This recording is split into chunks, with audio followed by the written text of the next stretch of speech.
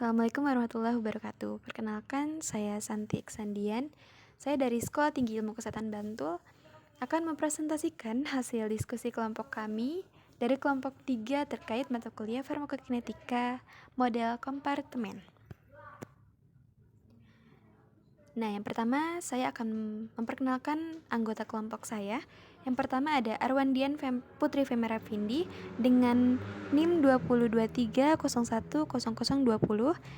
Ada Maria Agustin Utari Putong dengan NIM 2023010027 dan saya sendiri Santi Iksandian dengan NIM 2023010030. Materi yang akan kami bahas di sini terkait model kompartemen intravena, model kompartemen ekstravena, dan model kompartemen peroral. Pendahuluan. Farmakokinetika itu adalah suatu cabang ilmu yang mempelajari perjalanan obat di dalam tubuh, meliputi proses absorpsi, distribusi, metabolisme, dan ekskresi, atau disingkat dengan ADME. Pemahaman farmakokinetika ini penting untuk menentukan dosis, rute pemberian, serta efektivitas dan keamanan obat bagi pasien. Proses ini dipengaruhi oleh berbagai faktor seperti sifat fisikokimia obat, kondisi fisiologis, dan interaksi dengan obat lain. Pentingnya farmakokinetika apa sih? Farmakokinetika ini akan membantu memahami kita bagaimana obat diserap dalam tubuh dan didistribusikan dan dimetabolismekan hingga pada fase akhir akan diekskresikan atau obat yang tereliminasi. Hal ini penting untuk pertama, menentukan dosis yang optimal, meningkatkan efektivitas dan keamanan terapi, serta menghindari efek samping dan interaksi obat. Gambaran umum proses ADME. Absorpsi itu fase di mana obat masuk ke dalam tubuh, kemudian akan diserap ke aliran darah. Nah, masuk ke fase distribusi. Setelah masuk obat ke dalam aliran darah, obat akan didistribusikan ke jaringan dan ke organ targetnya. Jadi, obat yang udah masuk ke aliran darah akan masuk ke bagian jaringan-jaringan atau target organ yang dituju. Kemudian metabolisme. Metabolisme ini adalah obat akan diubah oleh enzim, terutama di metabolisme di hati, menjadi bentuk aktif atau inaktif. Dan fase terakhir, ekskresi. Obat dan metabolit akan dikeluarkan terutama melalui ginjal atau saluran pencernaan. Model kompartemen 1 intravena akan dijelaskan oleh teman saya Maria Putri Agustin Utari Putong. Pendahuluan model kompartemen terbuka intravena atau IV. Model terbuka 1 kompartemen menawarkan cara paling sederhana untuk menggambarkan proses distribusi dan eliminasi obat dalam tubuh. Model ini mengasumsi bahwa obat dapat masuk atau keluar dari tubuh atau yaitu model terbuka dan tubuh bertindak seperti kompartemen tunggal yang paling sederhana dari perspektif adalah injeksi intravena cepat atau bolus intravena. Lalu ada contoh soal model kompartemen intravena. Soal 1. Di suatu rumah sakit rujukan, seorang pasien pria berusia 45 tahun dengan berat badan 60 kg tiba di instalasi gawat darurat.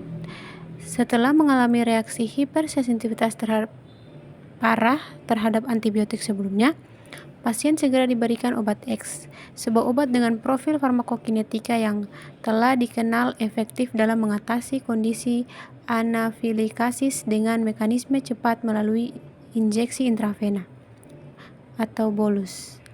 Dosis yang diberikan adalah 100 mg. Setelah pemberian obat, dokter yang bertanggung jawab memutuskan untuk memantau farmakokinetika obat ini dalam tubuh pasien untuk memahami distribusi dan eliminasi obat secara lebih baik. Sebuah tim yang terdiri dari ahli farmasi klinik dan peneliti farmakokinetika dilibatkan. Mereka mengumpulkan data konsentrasi plasma obat X dari pasien pada waktu tertentu untuk dianalisis. Berikut merupakan pertanyaan untuk dianalisis lebih lanjut. Yang pertama, dokter meminta tim untuk memverifikasi model farmakokinetika obat X yang digunakan pada pasien ini. Tim diminta membuat kurva waktu atau T terhadap konsentrasi plasma CP dan rumus notari yang untuk membuktikan model kompartemen obat tersebut. Gunakan analisis logaritmatik untuk memisahkan fase distribusi dan eliminasi. Mereka menggunakan asumsi bahwa 5 titik terakhir atau T sama dengan 3,50 hingga T sama dengan 10,00 jam mewakili fase eliminasi, sementara 3 titik pertama T sama dengan 0,30 hingga T sama dengan 1,50 jam menunjukkan fase distribusi. Untuk soal nomor 2, tim diminta menghitung parameter farmakokinetika berikut. AUC 0 hingga tak terhingga, volume distribusi pada kondisi steady state atau FDSS, dan clearance total atau CLT. Sebagai bagian pelaporan, tim diminta menjelaskan perbedaan antara volume distribusi pada kompartemen sentral atau FP dan volume distribusi pada kondisi steady state atau FDSS dalam konteks model 2 kompartemen terbuka. Dan yang terakhir, tim farmasi klinik harus menjelaskan arti dari masing-masing hasil perhitungan matematis dan grafik. Berikut ada data model 1 kompartemen intravena, ada waktu dan kadar obat dalam plasma. Berikut merupakan kurva model 1 kompartemen. Ini merupakan waktu eliminasi obat dalam darah. Cari nilai AUC tak terhingganya, kita menggunakan rumus B dibagi beta ditambah A dibagi alfa. Di sini kita menggunakan hasil dari nilai eliminasinya. Untuk nilai B-nya 14,77, kita bagi dengan nilai beta yaitu 0,10. Lalu ditambahkan dengan 80,10 dan ditambah dengan nilai alfanya 1,40. Untuk nilai B dan beta hasilnya 147,7 dan untuk nilai A dibagi alfa yaitu 52,21. Untuk nilai hasilnya kita tambahkan, lalu hasil yang kita dapatkan yaitu 204,91 mikrogram dikali jam per mili. Selanjutnya kita akan mencari K21. Untuk mencari nilai K21, rumus yang digunakan adalah selanjutnya kita mencari nilai K21 atau konstanta transfer dari kompartemen ke kompartemen sentral. Untuk mencari nilai K21, rumus yang digunakan adalah nilai A kita kalikan dengan beta, lalu ditambahkan dengan nilai B dikali dengan alfa. Lalu setelah itu kita bagi dengan nilai A ditambah nilai B. Kita masukkan nilainya, 80,10 kita kalikan dengan 0,1 lalu ditambahkan dengan 14,77 lalu dikalikan dengan 1,40. Setelah itu kita bagi dengan 80,10 ditambah 14,77. Hasil yang didapatkan yaitu 8,01 ditambah dengan 20,67. Kita bagi dengan hasil dari 80,10 ditambah 14,77 yaitu 94,87. Hasilnya yaitu 0,30 jam. Lalu kita akan mencari nilai K. Untuk mencari nilai K, kita menggunakan rumus A dikali dengan beta dibagi dengan K21 hasil yang tadi kita sudah dapatkan. 1,40 kita kali dengan 0,1 lalu dibagi dengan 0,30.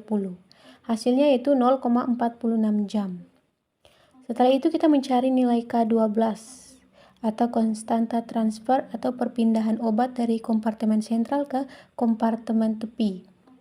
Rumusnya alfa ditambah beta dikurang K21 dan K. Kita masukkan 1,40 ditambah 0,10, kita kurangi dengan 0,30 dan 0,46. Hasil yang didapatkan yaitu 0,74 jam. Selanjutnya kita masuk ke mencari nilai FP, yaitu rumus yang digunakan dosis kita bagi dengan nilai A ditambah B. Di sini pada soal dosis tertulis 100 mg. Jadi kita rubah ke 100.000 mikrogram. Jadi hasilnya 6 juta kita bagi dengan nilai A dan B, yaitu 80,10 ditambah 14,77. Hasil dari 80,10 ditambah 14,77 yaitu 94,87.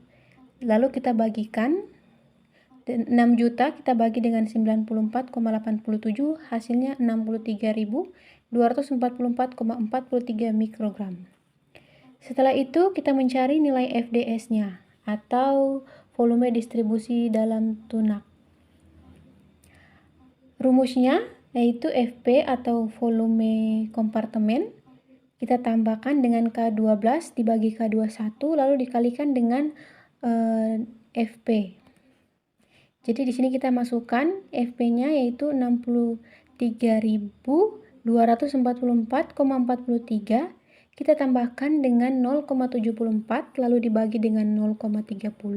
Setelah itu hasilnya dikali dengan 63.244,43. Hasil dari K12 dibagi K21 terus dikali dengan FP yaitu 15.581,29.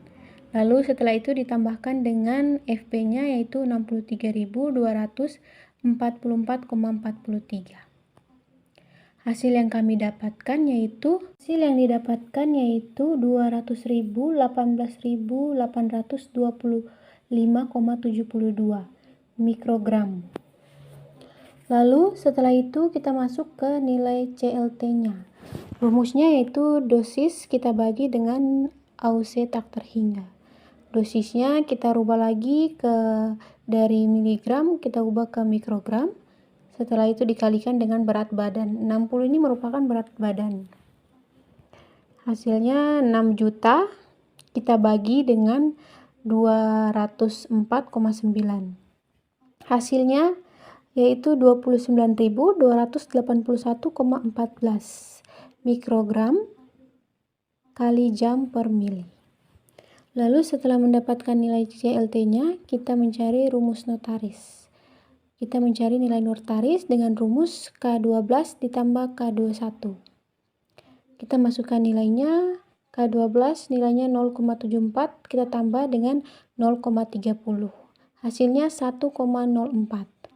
Kurang dari 20 kompartemen. Jadi dapat disimpulkan untuk rumus notarisnya mempunyai model 2 kompartemen terbuka. Untuk mendapatkan nilai notarisnya juga ini harus dilakukan perhitungan setelah mendapatkan nilai K12, K21 dan nilai K. Baik, selanjutnya model kedua kompartemen ekstravena akan dijelaskan oleh teman saya Femara Vindi Putri.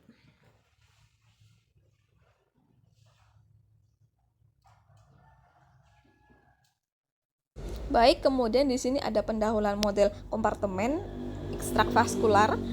Jadi metode kompartemen ekstravaskular digunakan dalam farmakokinetik untuk menggambarkan distribusi obat di luar pembuluh darah seperti di jaringan tubuh atau organ. Obat yang diberikan melalui jalur selain injeksi intravena seperti oral atau subkutan harus diserap terlebih dahulu sebelum didistribusikan ke tubuh dan mempengaruhi waktu dan durasi efek obat tersebut. Baik, ini adalah soal 2 model kompartemen ekstravaskular. Jadi ada seorang pria berusia 35 tahun dengan berat badan 65 kg dirawat di rumah sakit karena riwayat kejang berulang yang diduga disebabkan oleh epilepsi parsial kompleks. Pasien ini memiliki riwayat buruk terhadap pengobatan epilepsi sebelumnya karena sering lupa minum obat. Kali ini, dokter memutuskan untuk memberikan phenytoin sebagai monoterapi untuk mengontrol kejang. Phenytoin diberikan dalam dosis 100 mg secara oral sekali sehari untuk mengevaluasi farmakokinetik obat ini pada pasien. Namun riwayat kesehatan pasien menunjukkan adanya komplikasi yang mempengaruhi metabolisme obat, yaitu penurunan fungsi hati ringan. Hal ini membuat dokter khawatir bahwa metabolisme phenytoin yang dipengaruhi oleh enzim hati mungkin akan berbeda dibandingkan pasien dengan fungsi hati normal. Karena itu dokter memutuskan untuk melakukan pemantauan farmakokinetika intensif termasuk pengambilan sampel darah pada interval waktu tertentu untuk menganalisis kadar obat dalam plasma. Protokol penelitian klinis dilakukan dengan rincian berikut. Dosis tunggal phenytoin 100 mg diberikan secara oral. Sampel darah diambil dari vena pasien pada waktu 0, 0,5, 1, 2, 4, 8, 12, 18, 24, 36, 48, dan 22 jam setelah pemberian obat. Kadar phenytoin dalam plasma diukur dengan metode spektrofometri. Hasil kadar obat plasma atau CP pada berbagai waktu adalah sebagai berikut. Dokter meminta tim farmasis klinis untuk menganalisis data ini dan membantu memprediksi perilaku obat dalam tubuh pasien. Untuk memastikan pemberian obat tetap aman dan efektif, jawablah pertanyaan berikut berdasarkan data dan informasi yang diberikan. Yang pertama, buat grafik CP VST berdasarkan data di atas. Kemudian gunakan grafik tersebut untuk menentukan model farmakokinetika phenytoin dan berikan penjelasan berdasarkan pola yang terlihat pada grafik. Kemudian yang kedua, hitung tetapan kecepatan absorpsi Ka dan eliminasi K phenytoin pada pasien. Kemudian yang ketiga, tentukan persamaan farmakokinetika yang menggambarkan hubungan kadar obat dalam plasma atau CP dengan waktu T. Kemudian yang keempat, hitung paruh waktu eliminasi atau T setengah phenytoin. Kemudian yang kelima, berdasarkan data yang diberikan dan ketersediaan hayati phenytoin digambarkan sebagai F dalam 0,85. Hitung parameter berikut. Yang pertama, konsentrasi maksimum atau Cmax. Yang kedua, waktu untuk mencapai konsentrasi maksimum atau Tmax. Yang ketiga, area di bawah kurva AUC 0 sampai tak terhingga. Kemudian yang keempat, volume distribusi atau VD. Dan yang kelima, clearance obat yang digambarkan dengan CL. Dan yang terakhir, berapa jumlah obat yang tersisa di dalam tubuh pasien 50 jam setelah pemberian. Baik, di sini ada salah satu data model 2 kompartemen ekstravaskular. Waktu digambarkan dalam jam, kemudian kadar obat dalam plasma digambarkan dalam mikrogram per mililiter. Kemudian di sini ada contoh kurva model 2 kompartemen ekstravaskular. Kemudian ini untuk perhitungan model 2 kompartemen ekstravaskularnya. Untuk menghitung T setengah eliminasi, ini menggunakan rumus 0,693 dibagi K. Dan ini menunjukkan hasil 0,693 dengan hasil K-nya 0,07. Ini diperoleh 9,9 dan dibulatkan 1 jam. Untuk menghitung Tmax-nya menggunakan rumus ln, Ka dibagi K, kemudian dibagi Ka dikurangi K. Hasil ini menunjukkan ln hasil Ka dibagi K adalah 0,67 dibagi dengan hasil Ka dikurangi K 0,67. Kemudian ini ln-nya dengan hasil 9,57 dibagi 0,74 dengan hasil ln 12,93 dan hasil Tmax-nya akhir adalah 2,55 jam. Untuk perhitungan AUC 0 sampai tak terhingga, ini menggunakan rumus B dibagi K dikurangi A dikurangi KA. Dan ini dengan hasil 70,41 dibagi 0,07 dikurangi 2,74 dibagi negatif 0,67. Dan hasilnya adalah 1005,85 ditambah 4,08. Kemudian hasil AUC-nya adalah 1009,93 mikrogram jam per mili. Kemudian ini untuk menghitung clearance-nya, ini ada K dibagi VD, K-nya 0,07 dikali VD-nya 1850 dengan hasil 129,5 mikrogram mili per jam. Dan ini untuk perhitungan volume distribusinya, ini F dikali DO dikali KA dibagi A dikurangi KA dikurangi K. Jadi DO-nya ini sudah diketahui 100 mg, kemudian ini dikonversikan menjadi 100.000 mikrogram per kilogram dikali 65 kg. Dan hasilnya 0,85 dikali 6.500.000 dikali negatif 0,67 dibagi 2,74 dikali negatif 0,67 dikurangi 0,07. Dan hasilnya adalah negatif 37.017 dibagi negatif 2,02. Kemudian hasil VD akhirnya adalah 1850. Kemudian ini yang terakhir ada persamaan farmakokinetika. Ini CP sama dengan B dikali E dikurangi K dikali Tmax dikurangi A dikali E dikurangi Ka dikali Tmax. Kemudian di sini 70,41 dikali E eliminasi dikurangi 0,07 dikali 2,55 dikurangi 2,74 dikali eliminasinya ditambah 0,67 dikali 2,55. Kemudian 70,41 dikali eliminasi 0,17 dikurangi 2,74 dikali E 1,70. Kemudian ini hasil akhirnya 84,16 dikurangi 12,41. Kemudian hasil akhir CP-nya adalah 71,75 mikrogram per mili. Untuk model kompartemen yang ketiga akan dijelaskan oleh Santi Eksandian. Nah, yang terakhir, model 3 kompartemen ekstravena.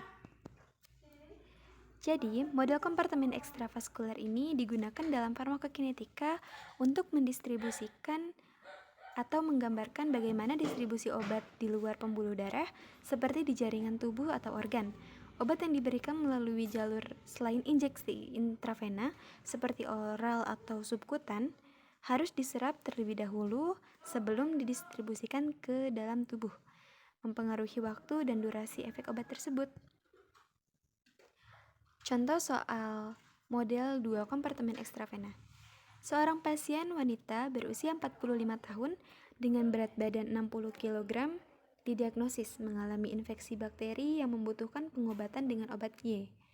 Obat ini diberikan secara oral dalam dosis tunggal yaitu 300 mg dan diketahui mengikuti model farmakokinetikanya 2 kompartemen ekstravaskular.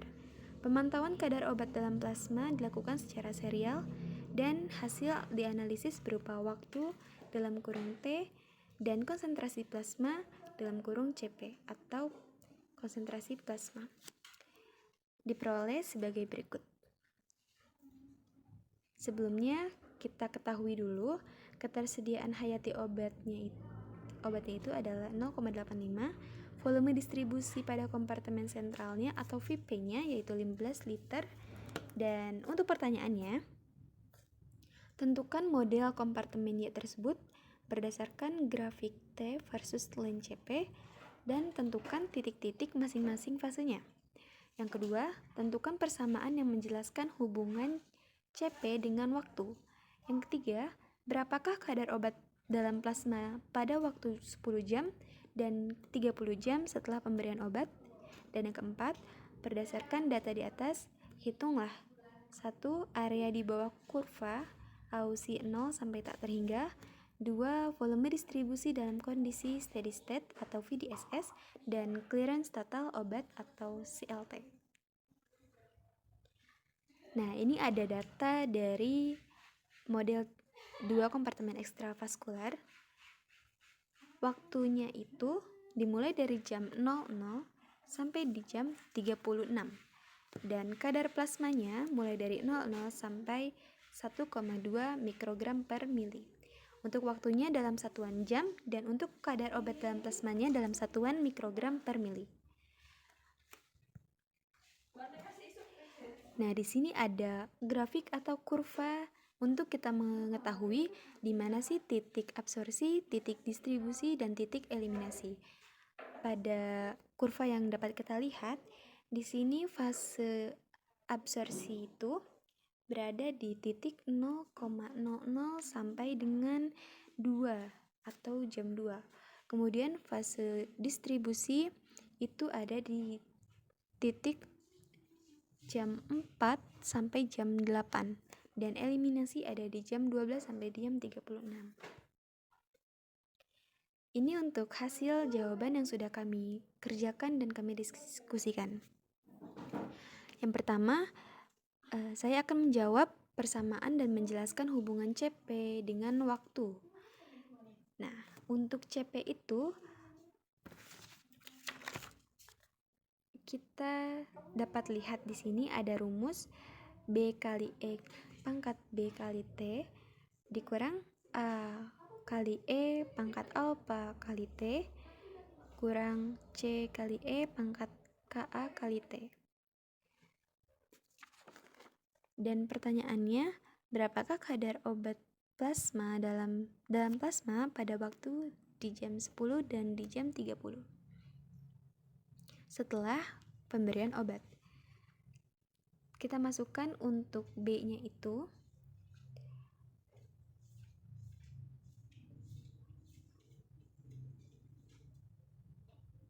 B-nya itu 12,09. Untuk menghitung CP jam 10, kita masukkan di T-nya itu digantikan dengan jam 10. Seperti 12,09 dikalikan E pangkat min 0,07 kalikan T. Nah, pada T ini kita gantikan dengan jam 10 karena kita akan mencari tahu bagaimana kadar plasma darah setelah 10 jam pemberian obat. Pada hasil CP10 yaitu 4,35 mikrogram per mili. Sedangkan untuk CP30-nya sama seperti CP10, kita masukkan untuk waktunya itu 30 karena kita akan mencari tahu berapa kadar plasma setelah pemberian 30 jam diberikan obat. Nah, untuk hasilnya itu 1,47 mikrogram per mili. Jadi, pada di jam ke-10 setelah pemberian obat, kadar plasma dalam darah adalah 4,35 mikrogram per mili dan pada di jam ke-30 setelah pemberian obat, kadar plasma obat di dalam plasma itu 1,47. Selanjutnya, kita akan menghitung AUSI 0 sampai tak terhingga. AUSI 0 sampai tak terhingga ini merupakan perhitungan untuk kita menggambarkan bagaimana sih total paparan tubuh terhadap suatu obat setelah pemberian dosis tunggal. Jadi untuk rumusnya B per beta tambah alfa per tambah A per alfa tambah C per KA.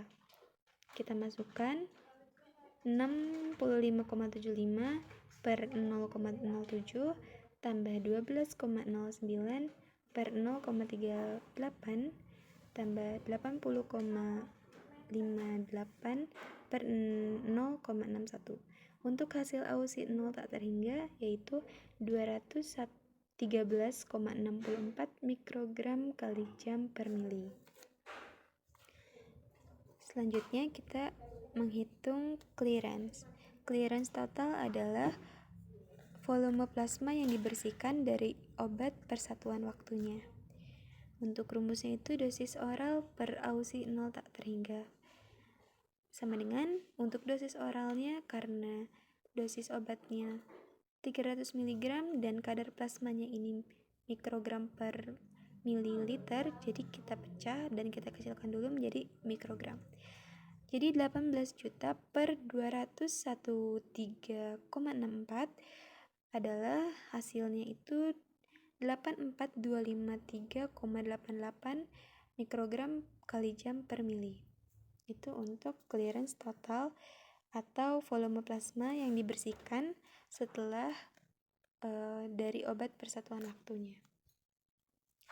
Yang terakhir, kita mencari VDSS atau volume distribusi steady state.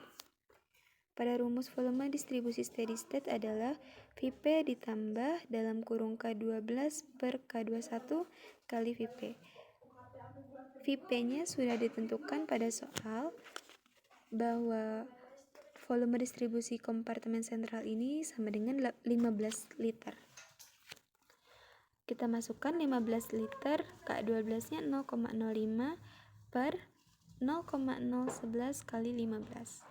Sama dengan hasil untuk VDSS sama dengan 150,825 ml. VDSS adalah perhitungan untuk menggambarkan bagaimana volume cairan tubuh seolah-olah diperlukan untuk menampung seluruh obat dalam tubuh pada konsentrasi yang sama dengan konsentrasi dalam plasma pada keadaan yang seimbang.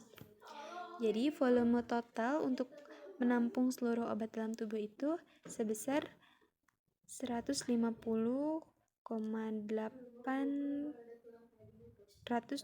ml. Sekian, terima kasih presentasi dan pembahasan dari kelompok kami. Wassalamualaikum warahmatullahi wabarakatuh.